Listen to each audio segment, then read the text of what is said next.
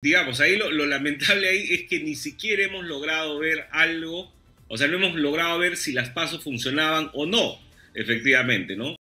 Ya estamos con José Carlos Requena Gisela para conversar con él. Hola José Carlos, ¿cómo estás? Muy buenos días, bienvenido a Hablemos Cabra, aquí en Exitosa. ¿Qué tal, Jesús? ¿Cómo estás? Buenos días. Bueno, después de mucho tiempo,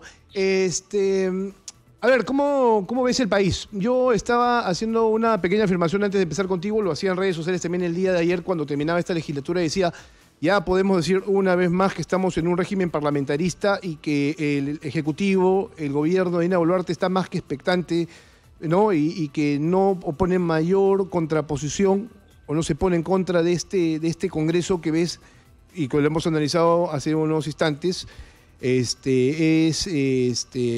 dañino para el país porque va en contra de las reformas que se dieron, ¿no? Que fueron buenas en su momento y que ha debilitado las instituciones. Incluso el propio Parlamento Nacional se encuentra debilitado porque estamos viendo gente que no está jugando a favor del país. Mira, la afirmación que haces, yo creo que efectivamente estamos en un momento en el que el Parlamento tiene más fuerza, pero eso se debe a la posición arrinconada que tiene la presidenta Boluarte, ¿no? Porque en términos de sistema como tal, este régimen no ha cambiado mucho, y te digo solamente pensando en la estructura, en la norma como tal, este régimen no ha cambiado mucho respecto al que se tenía con Boluarte, perdón, con Vizcarra, o incluso el que se tenía con los presidentes que lograron completar su mandato con distintos resultados, pero en esencia sin perder el control, como Toledo, Humala y García, ¿no? Lo que tenemos en este momento es un Congreso que de alguna manera abusa de su posición de poder ante una presidencia que está arrinconada y que, como hace algunos días decía el ex ministro de Economía, Waldo Mendoza, no sabe ni opina sobre temas importantes. Este tema, ¿no? De, por ejemplo, reducir el plazo para los procesos de colaboración eficaz. Hubo, además, una observación del Ejecutivo y fíjate cómo lo están dejando pasar, sobre todo porque es un tema medular para la lucha contra la corrupción, que es la que tiene en este momento atrapada al país. Porque si tú vas a una encuesta, al margen de la inseguridad ciudadana, uno de los primeros problemas que dice el peruano está enfrentando el país y no se logra superar es la corrupción. Sí, sin duda. O sea, todo esto que varias personas han llamado un tsunami regulatorio de la noche del jueves, no ha tenido ninguna opinión del Parlamento. Claro, digamos, del Ejecutivo. El Ejecutivo se ha limitado a emitir su opinión formal, si quieres, pero no ha planteado una posición clara sobre eso, sobre el tema forestal, sobre el tema de la reforma política. En fin, hay muchos temas en los que el gobierno se ha puesto de lado, ¿no? Creo yo se debe a esta posición arrinconada que se tiene, digamos, con una popularidad absolutamente baja, sin bancada, con una presidenta que, bueno, curiosamente, un día muy sensible, ella daba su conferencia de prensa sobre el ceviche. Entonces, hay, la verdad, cosas, digamos, que le dan un poder mayor en este momento al Parlamento, pero que no necesariamente, eso digamos creo que tiene mucho que ver con lo que hace la presidencia también, ¿no? Y también con algunas, si quieres, salvaguardas que todavía hay, porque claro, uno pasa de lo que sucedió la noche del jueves, en que se aprobaron muchas cosas de manera muy rápida, a un no desenlace el viernes, ¿no? Cuando se creía que iba a pasar algo con lo de la Junta Nacional de Justicia si ni siquiera hubo la votación como tal, ¿no? Entonces, y creo yo que eso se debe porque mucha gente ha expresado su preocupación por este tema y entonces hay algún nivel de contención todavía, ¿no? Y creo que eso es, digamos, es el único espacio que queda, el expresar las preocupaciones fundadas, fundamentadas, para ver cómo se contiene un Congreso que efectivamente está envalentonado, ¿no? Bueno, pero a ver, ¿cómo frenar un Congreso envalentonado, no? Sobre todo con todos los cuestionamientos que tiene, porque al interior tú tienes personas que están jugando a hacer lo que sea, ¿no? Desde el hecho que te roben los sueldos, y yo creo particularmente que ese es un delito de función que tendría que ser sancionado de inmediato porque hay flagrancia incluso en ese aspecto, pero no, todavía siguen con este ¿no? Manto protector. Y lo otro es el tema de negociar votos a cambio de impunidad, porque eso también tendría que ser llamativo, ¿no? O sea, a ver, aquí hay sectores que no se están pronunciando. Ya dejamos por un momento el Ejecutivo, pero a la sociedad tampoco parece importarle mucho qué es lo que está pasando dentro del Parlamento Nacional. No vemos realmente una oposición o un reclamo ciudadano que sea efectivo y contundente para que esto al menos les baje un poco las revoluciones. Entonces, fíjate cuántos elementos hay en juego y algunos están básicamente del lado de costado, ¿no? Y ya, incluso uno de los poderes del Estado que no estaba en este momento de mayor controversia, que era el judicial, bueno, con lo de Patricia Benavides y el Ministerio Público ya quedó en evidencia, pues que ya no tenemos a quién respetar o en cierta manera a quién, no sé, tal vez vernos garantizados o con algún tipo de apoyo, ¿no? Ciudadano, que es lo que se necesita en esos aspectos. Sí, lamentablemente ha habido un deterioro serio en los últimos años, yo te diría en los últimos 6, pero con una mayor intensidad en los últimos 2 o 3. Y digamos, ¿qué queda en esa coyuntura? La verdad es una pregunta que con una respuesta muy desoladora, ¿no? Porque casi todo está de capa caída, si quieres, la propia protesta que mencionábamos, o los propios voceros de preocupaciones, creo, genuinas, legítimas y sustentadas, como por ejemplo en el tema forestal, como que sus voces no terminaran de oírse. En los espacios mediáticos también hay pocas ocasiones en las que se consultan estos temas. Puede ser porque hay otros temas más relevantes. La seguridad ciudadana, por ejemplo, abarca mucha preocupación. Pero claro, ahí el tema es cómo encontrar esta unión que hay entre temas como afectar la colaboración eficaz, entre temas como darle más espacio a la minería, a la tala ilegal en la selva, y la sensación de inseguridad, ¿no? O sea, esto es algo, o la situación de la seguridad en las zonas urbanas. Esto es algo que creo que hay que empezar a ver con más cercanía y bueno, y ver, porque en términos institucionales, yo creo que nos quedan todavía, digamos, la garantía de que estamos en un Estado de Derecho. Eso es cierto que se está resquebrajando, es cierto que se pone en cuestión, pero el propio hecho de que muchas de las acciones de la fiscal Benavides hayan sido revisadas por su sucesor y que de alguna manera las investigaciones puedan continuar, pues todavía te da, creo, un espacio para poder seguir luchando contra estas cosas que has mencionado tú, ¿no?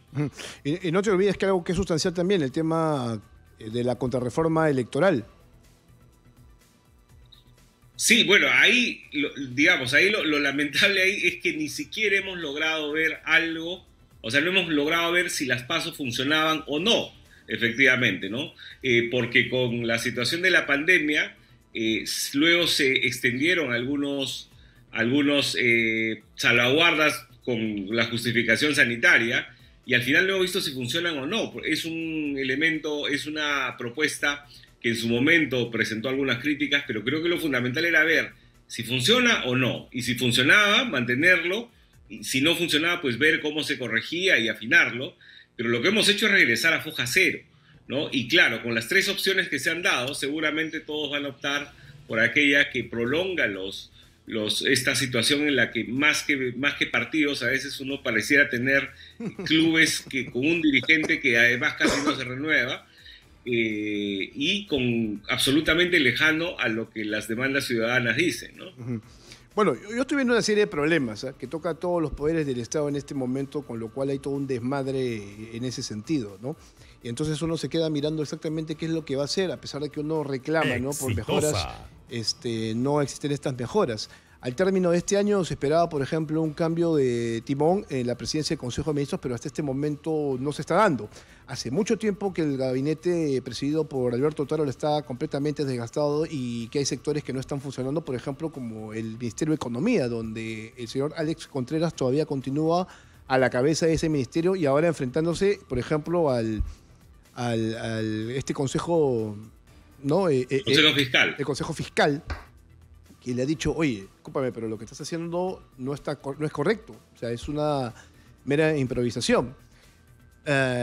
Y hay carteras que están divagando, ¿no? La del Interior, que es una de las más importantes, por ejemplo, también es una papa caliente. Han puesto un ministro que, la verdad, hasta este momento no es que genere una estrategia mayor para acabar con lo que estaba sucediendo. Pero entonces, eso tendría que ser, por lo pronto, tal vez algo que tendría que darse, no sé si en el corto plazo antes de que acabe el 2023 o empezando el 2024, ¿no? Donde además estamos por enfrentar un fenómeno del niño que gracias a Dios todavía sigue siendo moderado según las proyecciones de las instituciones encargadas del monitoreo.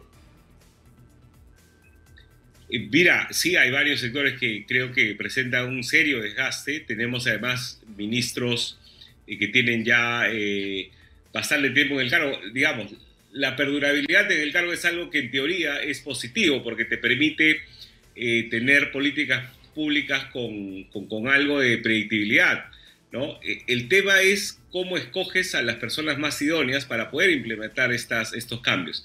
En algunos ministerios creo que hay algo de eso que se da. Yo te nombro, por ejemplo, en Mincetur creo que se ha notado un cambio importante con el aporte de Matthews, pero en los demás, efectivamente, y tú mencionas un nuevo espacio de deterioro, el enfrentamiento entre el Ministerio de Economías y el Consejo Fiscal, exitosa. Porque ahí, aunque la opinión del Consejo Fiscal no es vinculante, sí es algo que las gestiones previas miraban con mucho respeto, porque lo que hace es decirte, oye, no te muevas de estos límites, porque con lo que te puedes mover afectas uno de los pilares de la política macroeconómica. Las reglas fiscales. ¿No? El MEF en esta ocasión está desoyendo esa recomendación y entonces va con cosas como hacer crecer el presupuesto en 12%, cuando las perspectivas no son optimistas. Y en el caso del Congreso, además, que es en 23%. Entonces, hay muchas cosas que efectivamente deberían generar preocupación.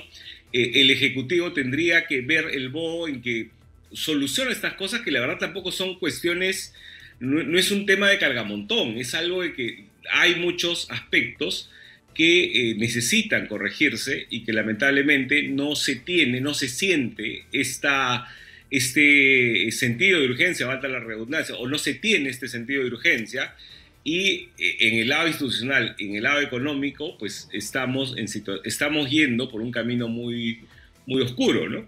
A ver, pero si bien es cierto, el Consejo Fiscal no es vinculante, sí es oído, sí es consultado por organismos internacionales. O sea, eso habría que dejarlo bastante en claro, ¿no?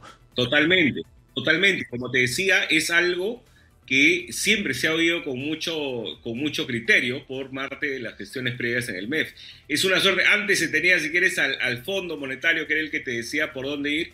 El Consejo es un ente autónomo, con personas de gran prestigio, que emite su opinión, y el MEF siempre la ha visto con mucha cautela y con mucho respeto. No es algo que se está dando con esta ocasión, lamentablemente. Bueno, entonces, ¿cuál sería el balance ya a casi 2 semanas de que se acabe el año en el ámbito político? ¿Qué crees tú que tendría que, lo mínimo, ¿no es cierto?, necesario para tratar de garantizar de que tengamos un orden político en el país?